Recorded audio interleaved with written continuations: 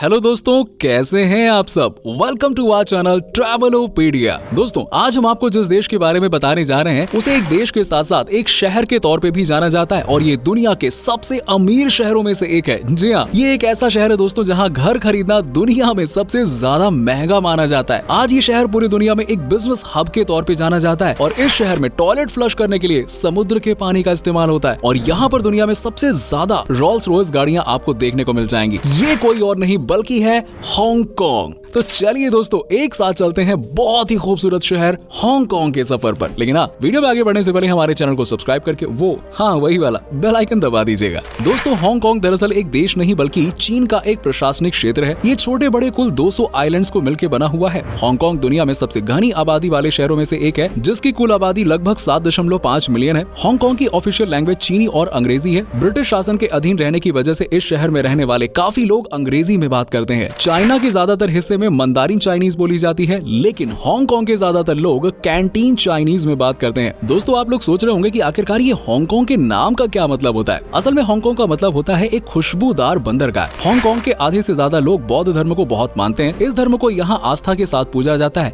लेकिन इस धर्म को ना मानने वाले लोगों की संख्या भी उतनी ही है जितनी मानने वालों की है। आपको बता दें कि दुनिया की सबसे ऊंची बौद्ध धर्म की मूर्ति कहाँ है? अरे भाई, हांगकांग में स्थित है यार। और दोस्तों, हांगकांग की गिनती दुनिया के सबसे अमीर शहरों में की जाती है। इसकी जीडीपी $365 बिलियन है और वहीं पर कैपिटा इनकम के मामले में भी इस शहर की रैंक काफी ज्यादा ऊपर आती है। यहाँ के लोग हर साल औसतन $50,000 कमाते हैं। हांगकांग का लिटरेसी रेट भी काफी अच्छा है और यहाँ 12वीं तक की पढ़ाई भाई बिल्कुल मुफ्त है यार। और देश की कुल आबादी में 94% लोग साक्षर हैं, सबसे बड़ी बात भाई। और बात करें यहाँ के लोगों का IQ लेवल की, तो वो भी बहुत अच्छा माना जाता है। भाई सब पढ़े लिखे लोग हैं यार, और इसीलिए इनकी गिनती दुनिया के सबसे समझदार देशों में की जाती है। और यहाँ के लोगों का औसतन IQ लेवल 107 के आसपास है, जो इसे दुनिया में चौथे नंबर पर सबसे ज्यादा IQ लेवल वाला देश बनाता है। और यही कारण है कि आज इस शहर के लोग साइंस एंड टेक्नोलॉजी के मामले में काफी ज्यादा समृद्ध माने जाते हैं। दोस्तों, हांगकांग सिटी अपने पैसे का रुतबा, अपनी लग्जरी लाइफ के लिए दुनिया भर में जानी जाती है और यहाँ के लोग ऊंची ऊंची बिल्डिंग्स में रहना काफी ज्यादा पसंद करते हैं। और यही कारण है कि इस शहर में दुनिया की गगनचुंबी इमारतों की संख्या सबसे ज्यादा है।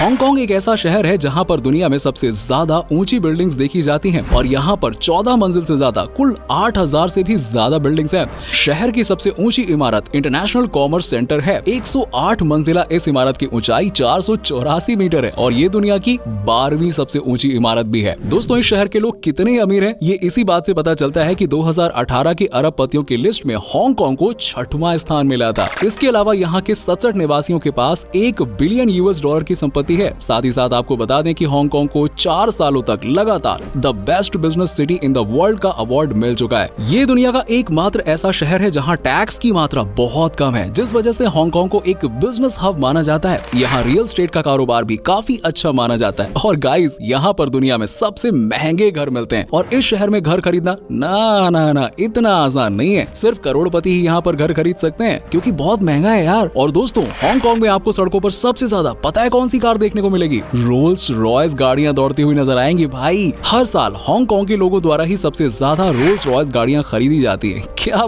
बात है यार। हालांकि हांगकांग को एक देश तो नहीं मान सकते हैं, लेकिन चीन का ये एक विशेष इलाका है। यहाँ का कानून अलग है और यहाँ की गवर्नमेंट एक डेमोक्रेटिक गवर्नमेंट है, लेकिन यहाँ की डेमोक्रेसी बहुत ही सीमित है और यहाँ की सरकार बिजनेस और सांस्कृतिक चीजों पर पूरी तरह से खुद फैसला लेती है। लेकिन हांगकांग का सुरक्षा विभाग पूरी तरह से चाइना के द्वारा नियंत्रित है। आपको बता दें कि हांगकांग में लोगों के बीच में कुंग फू को लेकर एक अलग ही क्रेज है। ब्रूस ली, जैकी चैन जैसे स्टार्स को हांगकांग के लोग अपना आइडियल मानते हैं और इन दोनों ही स्टार्स की फिल्में आज भी यहाँ पर काफी ज्यादा पसंद की जाती है। कुंग फू में तो ये माहिर हैं ही, साथ ही साथ खेल के मामले में भी हांगकांग पीछे नहीं है। यहाँ के लोग रग्बी खेलना काफी पसंद करते हैं। शहर की हांगकांग सेवेंस नाम से जानी जाने वाली रग्बी कंपटीशन को दुनिया में सबसे बड़ी रग्बी कंपटीशन माना जाता है, जो हर साल मार्च में आयोजित की जाती है। इस कंपटीशन में दुनिया भर से 28 टीम भाग लेती हैं और इनाम के तौर पर $1.5 लाख दिया जाता है। दोस्तों, हमारे देश में नाबालिग को शराब पीना तो दूर, बल्कि इसे बेचना गैर कानूनी माना जाता है, लेकिन हांगकांग में नहीं, ऐसा बिल्कुल नहीं है। दुनिया के ज्यादातर हिस्सों में नाबालिग को शराब बेचना गैर कानूनी माना जाता है, लेकिन यहाँ पर ऐसा कोई कानून नहीं बना है। इस देश में बच्चे भी किसी भी गली और सड़क पर बिना लाइसेंस के शराब को बड़े आराम से बेच सकते हैं। अब दोस्तों, आपको जानकर हैरानी होगी कि हांगकांग में समुद्र किनारे खड़े होकर गाना गाने पर जेल हो सकती है। जी हाँ, अगर आप बीच पर गाना गाना गाना चाहते हैं तो इसके लिए आपको लोकल अथॉरिटी से परमिशन लेनी होगी, तब कहीं जाकर आप गाना गा सकते हैं। बड़ा ही अजीब नियम है यार। हांगकांग के लोग पढ़े लिखे होने के बाद भी अंधविश्वास में काफी ज्यादा ही यकीन करते हैं। इस देश में 4 नंबर को